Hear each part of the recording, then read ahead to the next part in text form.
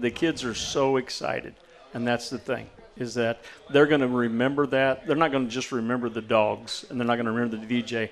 They're going to remember seeing a college basketball game right here at hometown. It's a huge deal for us to be able to play in front of these kids, and I know me as a kid, I was super excited. When I think in third grade, I played at halftime with my team when I was in third grade, and I'll never forget that. It was so fun. We all loved it, and being around all the college guys. And so giving local kids an experience like that, and hopefully we can Thursday or Wednesday, is going to be awesome. You know, the amount of support that I get being kind of the local guy is amazing. Everywhere I go, everybody's so awesome.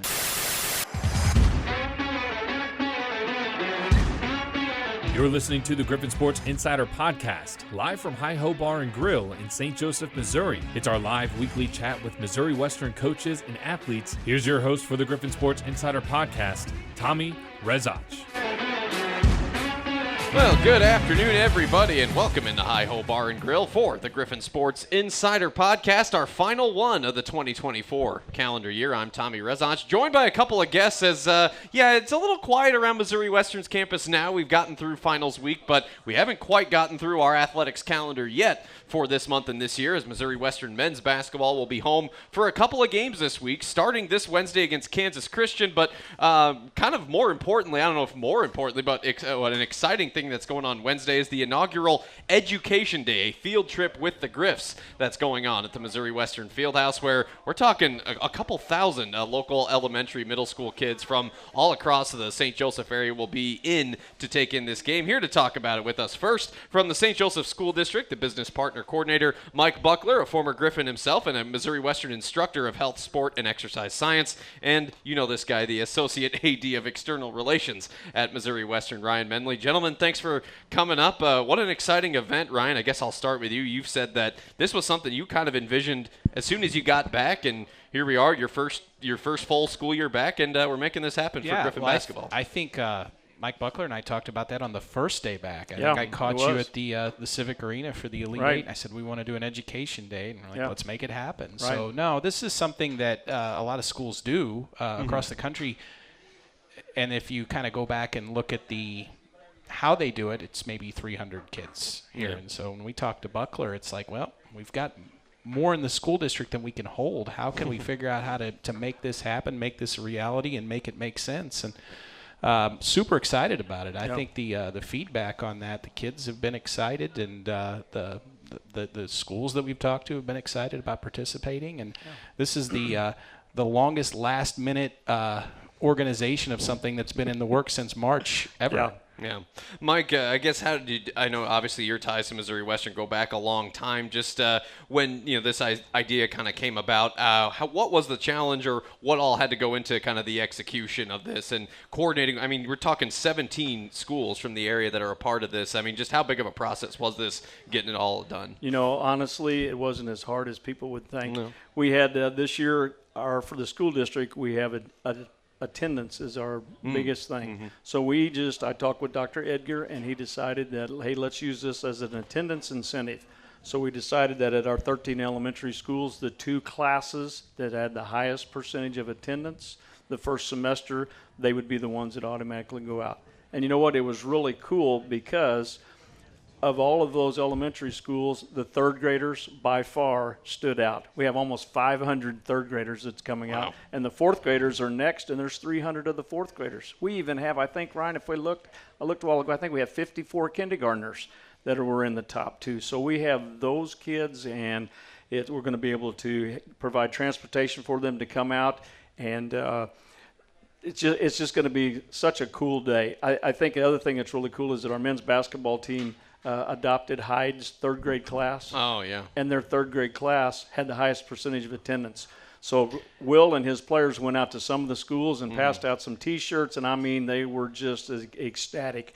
I got an email the other night from one of the teachers and said, you guys came too soon because we're not going to get anything done until after Wednesday, after the game, because that's all the kids are talking about. And you talk about that Hyde Elementary in the third grade with men's basketball. We talk about all the time. Our student athletes do a great job in the community. Our athletic department does a great job getting out in the community.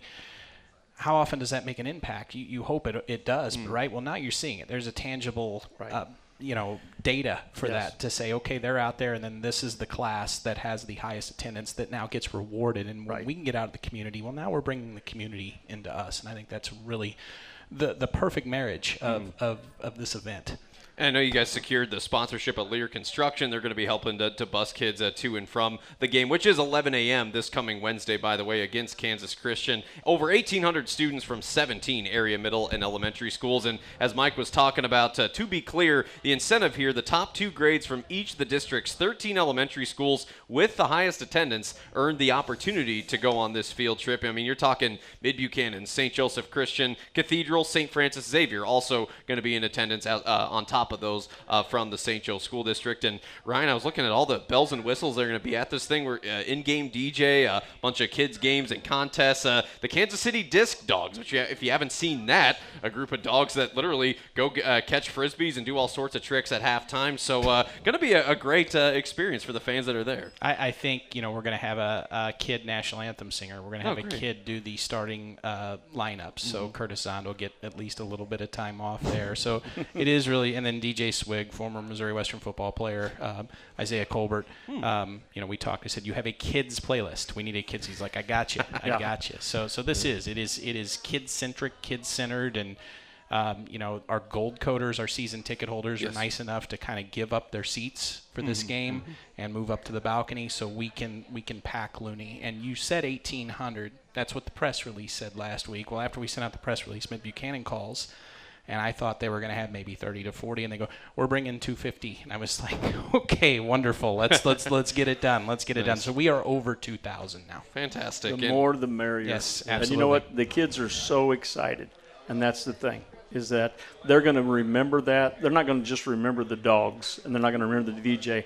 They're going to remember seeing a college basketball game right here at hometown. And a team that's playing really well right now at 8-2 on the year. A chance for the Griffins to show out. And it's going to be a big crowd because not only the 2,000 elementary kids, but it's free to all students and school administrators that are in attendance. And it's still open to season ticket holders and the general public. And Ryan, I think I heard you say that $10 if you're attending this game as a member of the general public? Yeah, pre-order $10. Yeah. It's pre-order only. So get online, gogriffins.com, and go to the box office and pay $10 for a ticket and get in there and fill up Looney.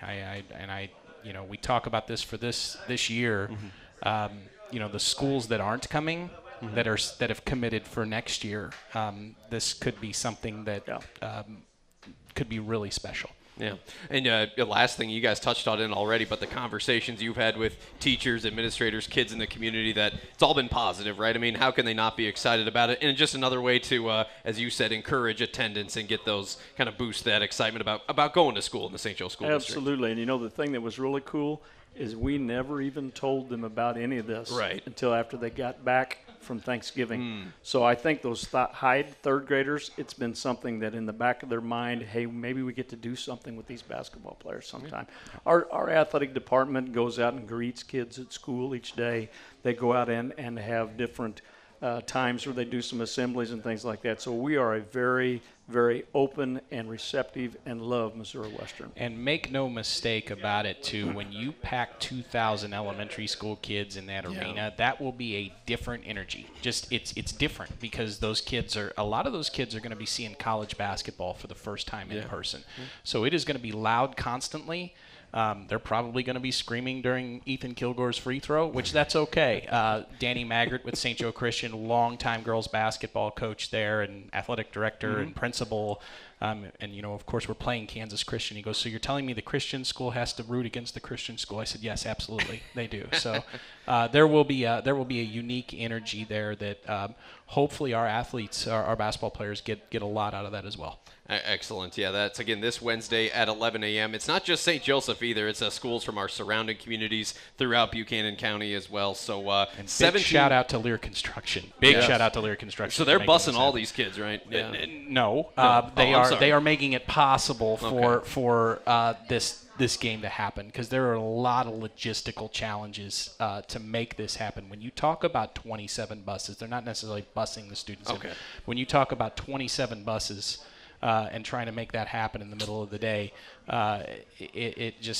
there's cost associated with everything else. So Lear has really stepped up and made this game possible. So we really appreciate them. That's a dang convoy right there. With 2,000 kids, 17 area schools. Yeah, so shout out to maybe they'll drown you out, which is good. So. That's probably fine. But if you do want to listen to me for whatever reason, we will be there broadcasting on the Varsity Network app, GoGriffins.com, and the MIAA Network. So it'll be just like any other game, but with 2,000 plus extras from our St. Joseph School District and beyond. What a great way to celebrate the end of the semester, as Christmas break is already here for the Griffins and coming soon for our area high schoolers, middle schoolers, and elementary students as well. Mike Buckler, the St. Joseph School District, and Ryan Menley with us as the Associate Athletic Director of External Relations. Gentlemen, thank you. Well done on a great effort, and look forward to it on Wednesday. Thank you, Thomas. All right, there you go, leading us off on the GSI podcast.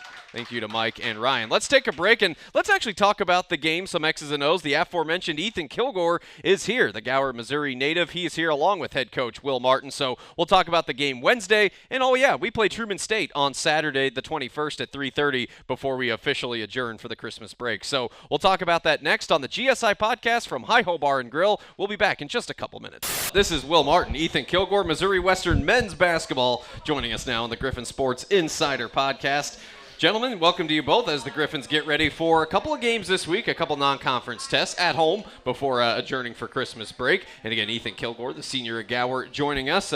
Gentlemen, welcome. I hope finals went well for you, Ethan, and everybody else. But, Coach, starting with you and then just going around the horn, get a week off from games. Now you got two non-cons before our break. You get to stay home for a little bit. And coming off that tough loss to Emporia a week ago Saturday, Coach, I know you were pretty fired up last week, and rightfully so. But just focusing on this week ahead, these two games, what sort of opportunity does this present for the team before they break for holiday? Well, I think it was great for us to have a week of practice. Yeah. We hadn't been able to have a string of 3 or 4 practices in a row, and we really needed that. And credit to the guys. This is a group that's responded all year. I told them that last night after a long practice.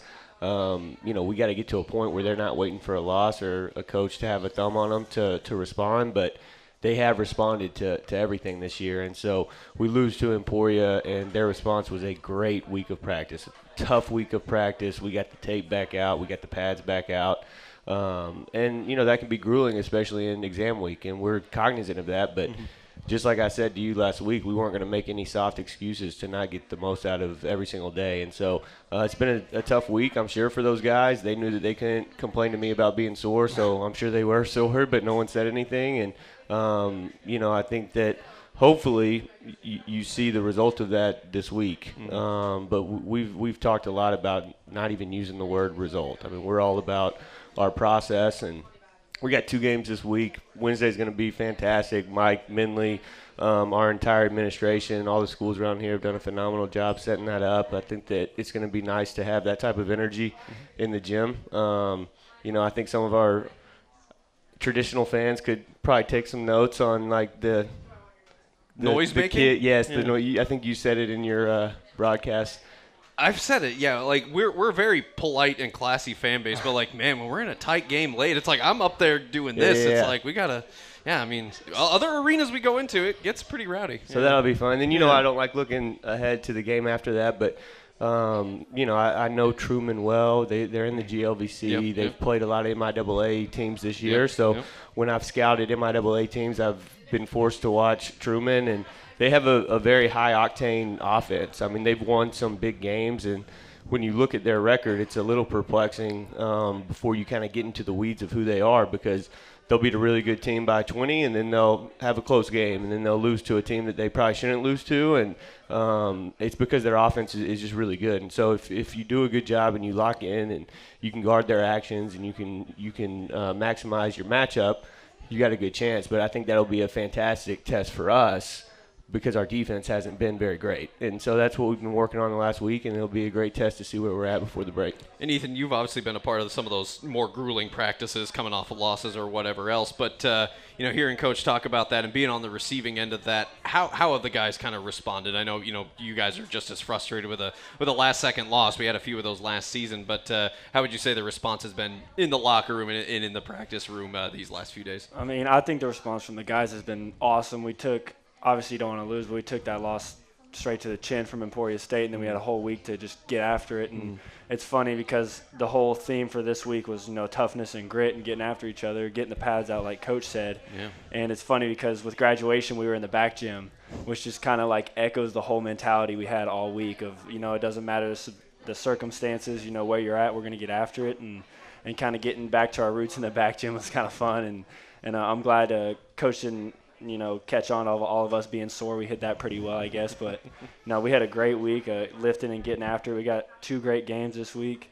And like Coach always says, be here now. We got to finish out this week before Christmas break. We can't be thinking about going home yet. We have another week. We have 2 more games, and we have some more success to be had this week. So hopefully we can carry over our work and toughness we had this week into these 2 games and then go into Christmas after that. Yeah, there was commencement this past Saturday at the Missouri Western Fieldhouse. 23 Missouri Western student athletes getting their degree, so congratulations to them. Well, Ethan, you were talked about a little bit there in the last segment as the kind of the lone local wolf on the team growing up in Gower, going to East Buchanan High School. Obviously, you're well aware of what's going on here in our building on Wednesday.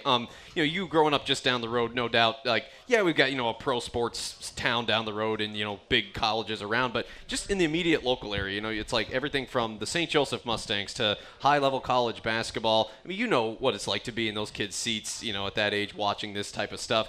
Just for you knowing there's going to be a lot of local kids watching you guys, what does that mean? And just, how much are you looking forward to this event? I look forward to it a ton. It's a huge deal for us to be able to play in front of these kids. And I know me as a kid, I was super excited. When I think in 3rd grade, I played at halftime with my team when I was in 3rd grade. And I'll never forget that. It was so fun. We all loved it and being around all the college guys. And so giving local kids an experience like that, and hopefully we can Thursday or Wednesday, is going to be awesome. The amount of support that I get being kind of the local guy is amazing. Everywhere I go, everybody's so awesome. And, I couldn't be more grateful for Coach Martin letting me come home and play and get to experience this. And, Coach, you guys do a lot of community service with schools and a lot of kids in the area, to be able to give something to them like this, Christmas season, end of the semester, just, what does this event mean to you?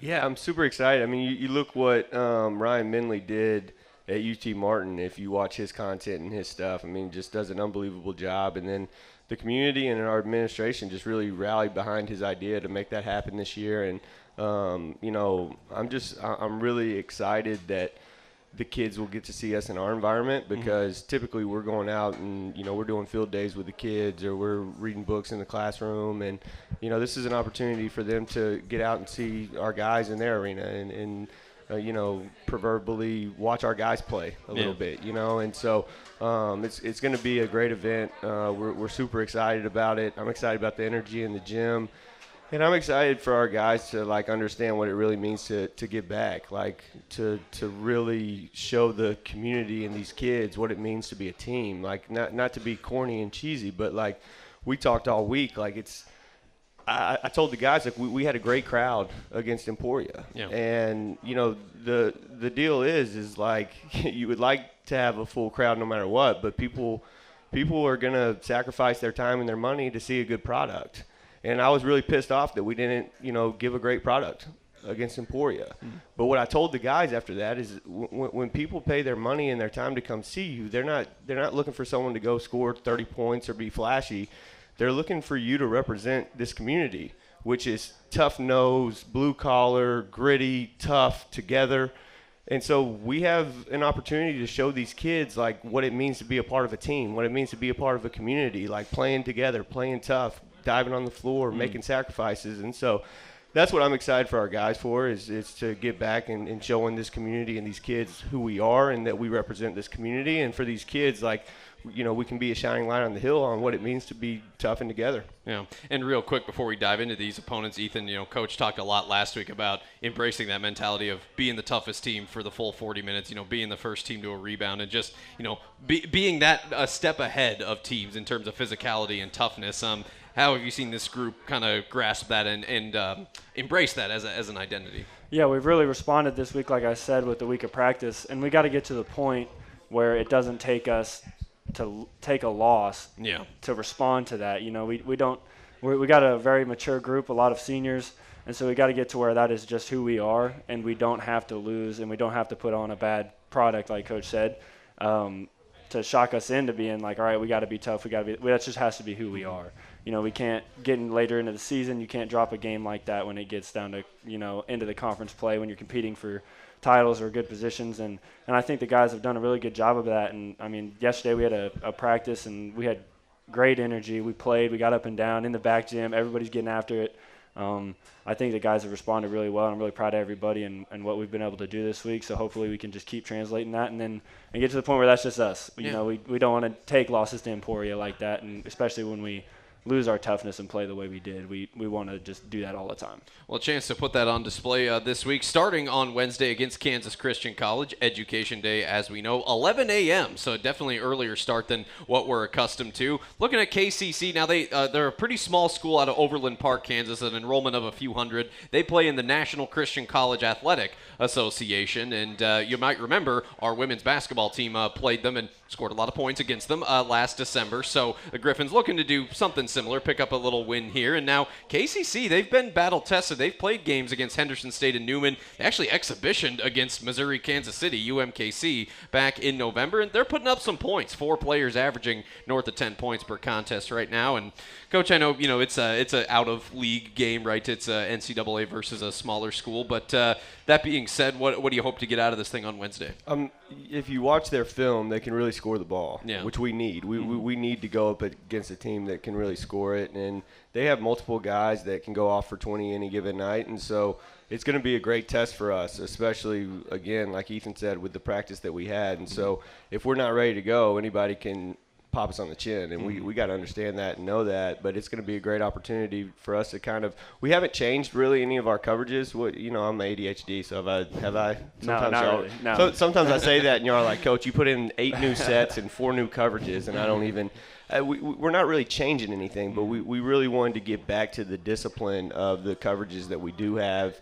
We have done no offense, I think. Like, we've competed, but have I even done a 5VO segment? Not at all. Which is, like, completely foreign for me. Yeah. And so I'm excited to see our slides defensively and our toughness defensively and getting back to our gaps defensively and the way we like to close out, the way we like to help, the way we like to rotate, the specifics of our hands on not only, closeouts but gaps and in rotations.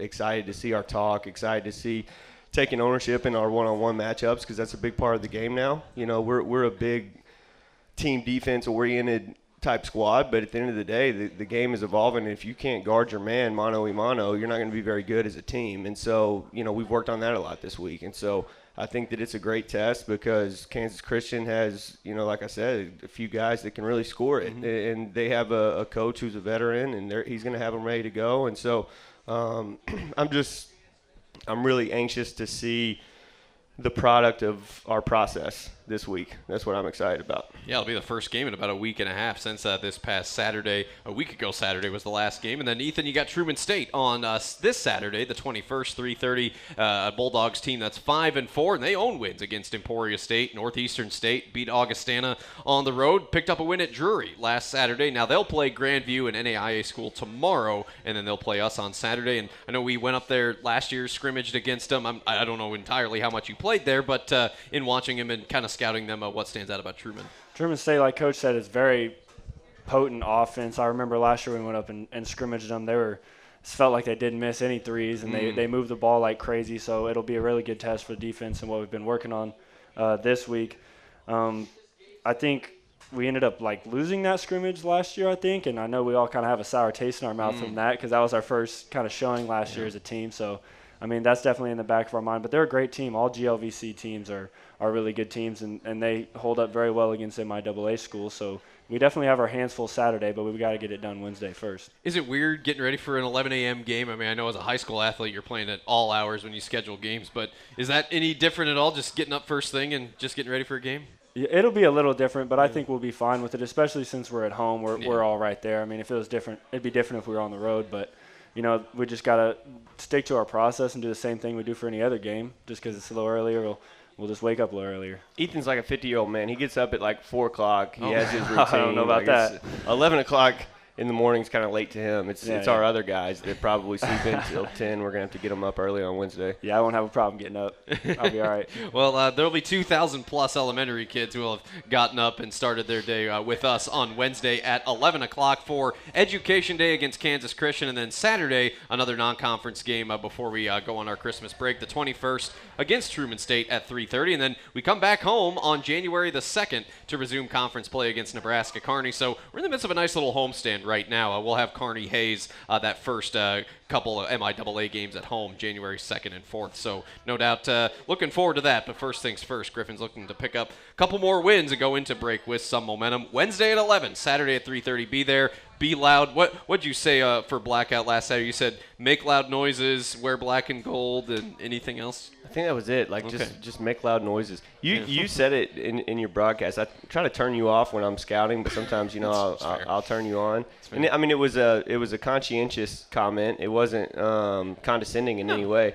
Sometimes I'm over there like trying to get people up. We need that momentum at times, and I appreciate our stoic crowd. I really do, but it's going to be nice to have a bunch of kids that, like you said, he's going to be at the free throw line, and it's probably not going to be apropos for them to be giving noise, but they're just going to be going nuts. You know what I mean? It's going to be nice to have that energy in the gym. Yeah, I don't know if you know this, but my fiance Allie, who is employed at Missouri Western, she was helping Dugan stat, and she was telling me that like you were getting pretty animated trying to get people out of their seats. Yeah, so we got to get louder. We got to get now. Look, we got to do our job and win. So it's humbling for me because I can't get up here and be upset about the crowd noise when we lose games. Yeah, you know what I mean. Sure. But like maybe we can start a movement, like a loud noise movement. Get loony loud or something like that. Yes. Yeah, some loony lit. Loony lit. Hashtag loony lit. Yeah, let's get loony lit, man. Well, we could talk to our superiors and see if we can maybe a T-shirt or something. I don't know. We'll see. Well, guys, I know you got a lift coming up, so I'll let you go, and